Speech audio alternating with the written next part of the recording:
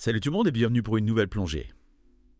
Aujourd'hui, on s'attaque à un sujet qui me passionne, la pleine lune, mais pas n'importe laquelle, la pleine lune en bélier. Un moment de l'année souvent associé à une énergie débordante à de nouveaux départs. Absolument. Et on va décortiquer ensemble pourquoi cette pleine lune est si particulière. On va voyager à travers l'histoire, les mythes, pour comprendre comment nos ancêtres percevaient ce phénomène astronomique. J'ai hâte de plonger dans tout ça. On a une source super intéressante aujourd'hui, un article du site cielcristal.com qui explore vraiment en profondeur la dimension spirituelle de la pleine lune en bélier. Prêt à percer les secrets de ce phénomène lunaire. Et yo, Alors, ça paf le développement. Yes, avec plaisir. Commençons par le commencement, le bélier. Premier signe du zodiaque, symbole du printemps, du renouveau, de l'élan vital. Il porte en lui une énergie brute, puissante, presque sauvage. Et qui dit bélier. Le bélier est gouverné par Mars, la planète de l'action et de la passion, mais aussi de la guerre. Autant dire que la combinaison pleine lune et énergie martienne, ça promet des étincelles. Exactement. Imaginez un peu la pleine lune avec son magnétisme puissant vient amplifier toutes les caractéristiques du bélier. On se retrouve alors face à une énergie explosive qui nous pousse à l'action, à l'affirmation de soi, à la conquête de nos désirs. Donc si j'ai bien compris, c'est le moment idéal pour lancer des projets, prendre des risques osés, sortir de sa zone de confort. Tout à fait. C'est une période propice au nouveau départ, à la prise d'initiatives audacieuses. Mais attention, il ne s'agit pas de foncer tête baissée. L'énergie martienne peut aussi être impulsive, voire agressive, si elle est mal canalisée. D'où l'importance de bien comprendre comment fonctionne cette pleine lune pour pouvoir l'apprivoiser et en exploiter tout le potentiel. Et justement, j'ai lu dans l'article de cielcristallin.com que la pleine lune en bélier était célébrée depuis la nuit des temps par différentes cultures à travers le monde. Absolument. Et chaque culture a su tisser ses propres mythes et légendes autour de ce phénomène astronomique. Prenons l'exemple de la Grèce antique. Ah, la Grèce antique, non.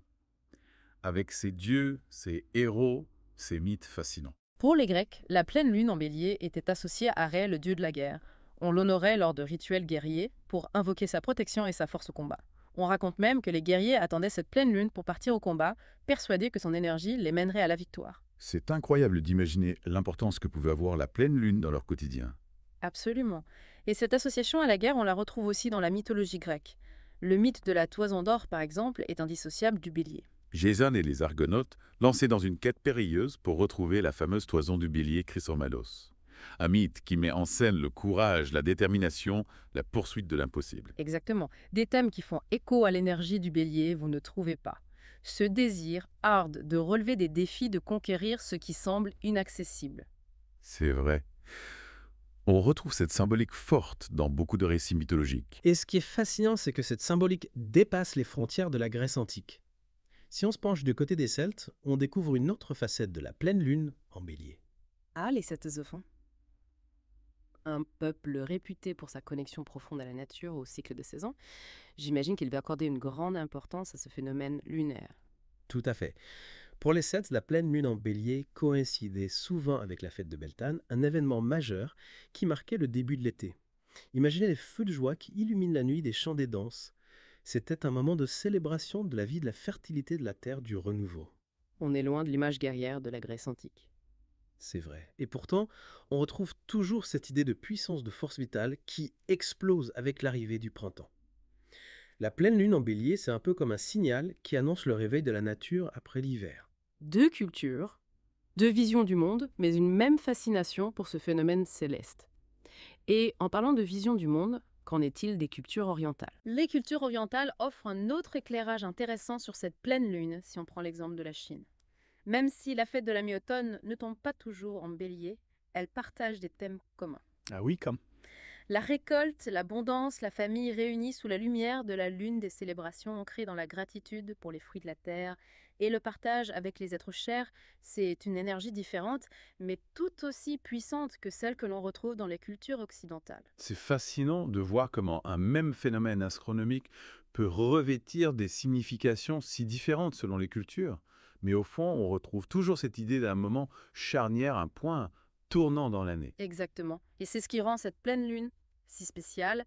Elle agit comme un catalyseur, une invitation à l'introspection et à la transformation. Et c'est là que l'article de cielcristallin.com devient vraiment intéressant car il propose des pistes concrètes pour s'approprier cette énergie et l'utiliser à notre avantage. On parle de rituels, de pratiques spirituelles. Tout à fait, car la pleine lune en bélier, ce n'est pas qu'un événement que l'on contemple passivement, c'est une opportunité d'agir en conscience pour faire grandir notre potentiel. Alors concrètement, par quoi on commence à l'amant? Comment on peut s'aligner sur cette énergie puissante? Le plus simple, c'est de commencer par une introspection. Prenez le temps de vous poser les bonnes questions. Quels sont mes objectifs? Qu'est-ce qui m'anime profondément? Quels sont les obstacles que je dois surmonter pour avancer? Un bilan de mi-parcours en quelque sorte, pour faire le point sur nos aspirations et nos blocages. Exactement. La pleine lune en bélier agit comme un révélateur. Elle met en lumière ce qui est important pour nous et nous donne le courage de nous mettre en mouvement. Et une fois que l'on a identifié nos aspirations, comment on les concrétise, Bolt? L'article parle de rituel d'intention. Tout à fait. L'énergie du bélier est propice à la manifestation, à la mise en action.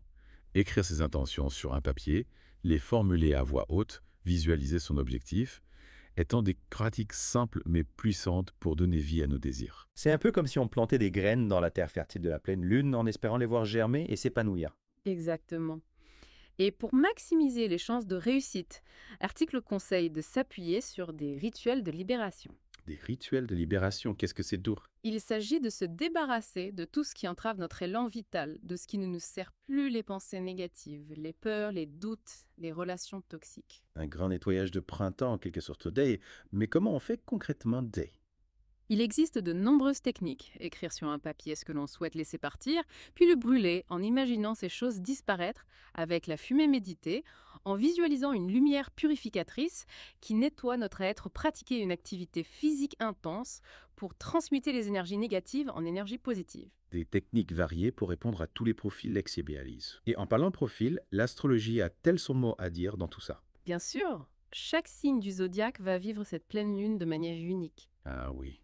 Vous pouvez nous en dire plus? Prenons l'exemple des signes de feu, le bélier, le lion, le sagittaire. Pour eux, cette pleine lune est une véritable injection d'énergie.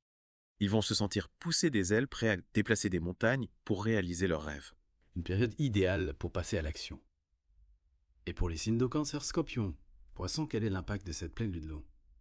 Les signes d'eau plus sensibles et intuitifs vont vivre cette période de manière plus émotionnelle. Leur intuition sera exacerbée, leur créativité décuplée. C'est le moment idéal pour explorer leurs émotions, se connecter à leur fort intérieur et laisser parler leur imagination. Une période riche en émotions et en créativité. Et pour les signes d'air Gémeaux, Balance, Verseau. Les signes d'air cérébraux et communicatifs vont ressentir un besoin accru de liberté et d'indépendance. Ce sera le moment pour eux de sortir de leur zone de confort, d'explorer de nouveaux horizons et d'élargir leurs perspectives. Un vent de nouveauté souffle sur les signes d'air. Et enfin, pour les signes de terre, Taureau, Vierge, Capricorne. Les signes de terre plus pragmatiques et ancrés dans la matière vont pouvoir profiter de cette énergie pour faire avancer leurs projets de manière concrète et efficace. Ce sera le moment pour eux de s'organiser, de mettre de l'ordre dans leurs idées et de poser des bases solides pour l'avenir. On a donc une pleine ligne qui s'adresse à tous, mais qui nous invite à vivre cette période en accord avec notre nature profonde, notre signe astrologique. Exactement. Et n'oublions pas que la pleine lune en bélier est fortement influencée par Mars.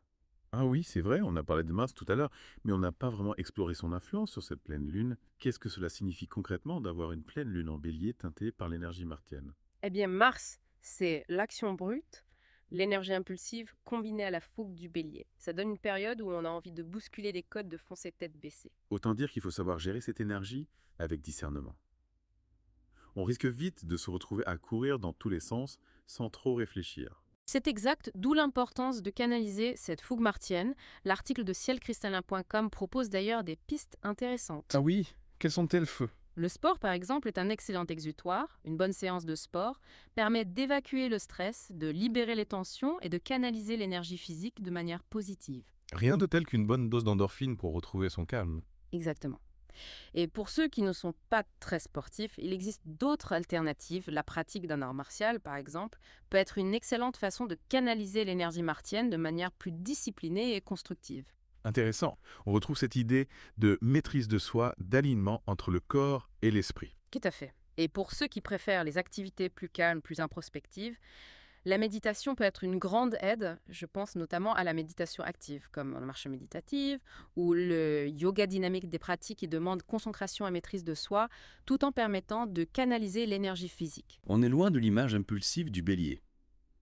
C'est étonnant de voir à quel point cette pleine lune peut être vécue de multiples façons. C'est tout le paradoxe de cette période. Elle nous pousse à l'action, mais nous demande aussi de faire preuve de discernement, de canaliser notre énergie de manière intelligente. C'est un véritable exercice d'équilibre. Et comment savoir si on gère bien cette énergie? Y a-t-il des signes qui doivent nous alerter, quoi? Si vous vous sentez submergé par le stress, l'anxiété, si vous avez du mal à gérer vos émotions, si vous vous retrouvez facilement en conflit avec les autres, ce sont des signes que l'énergie martienne est mal canalisée. Dans ce cas-là, il est important de prendre du recul, de se recentrer sur soi-même, se reconnecter à son souffle, à son corps, à ses aspirations profondes. Exactement. Et n'hésitez pas à demander de l'aide si besoin, parler à un thérapeute, un coach, un ami confiance. L'important, c'est de ne pas rester seul avec ses difficultés. C'est un conseil précieux. En fin de compte, cette pleine lune en bélier, c'est une invitation à s'écouter, à se respecter, à faire des choix conscients qui sont en accord avec notre vérité profonde. Absolument, c'est une période intense, mais tellement enrichissante si on prend le temps de l'explorer en conscience. Merci beaucoup pour toutes ces explications. J'ai l'impression d'avoir voyagé à travers les cultures, les époques, les arts. J'ai une vision beaucoup plus claire de ce que représente la pleine lune en bélier. Et surtout, comment l'accueillir à bras ouverts. Avec plaisir. C'est un voyage passionnant, n'est-ce pas? Absolument. Et pour tous ceux qui nous écoutent, n'oubliez pas, la pleine lune en bélier est un moment privilégié pour vous connecter à votre force intérieure, oser faire des choix audacieux et exprimer votre vérité avec courage et authenticité. Alors laissez-vous guider par la lumière de la lune et embrassez le renouveau qu'elle vous offre. Si vous avez aimé, abonnez-vous à la chaîne et n'oubliez pas de cliquer sur la cloche pour ne rater aucune notification. Vous pouvez également nous suivre sur Facebook et X pour plus de contenu exclusif. Et pour aller encore plus loin dans votre voyage spirituel, visitez cielcristallin.com, où vous trouverez des articles, des guides et bien plus encore pour nourrir votre chemin intérieur. À très bientôt chez les éclaireurs.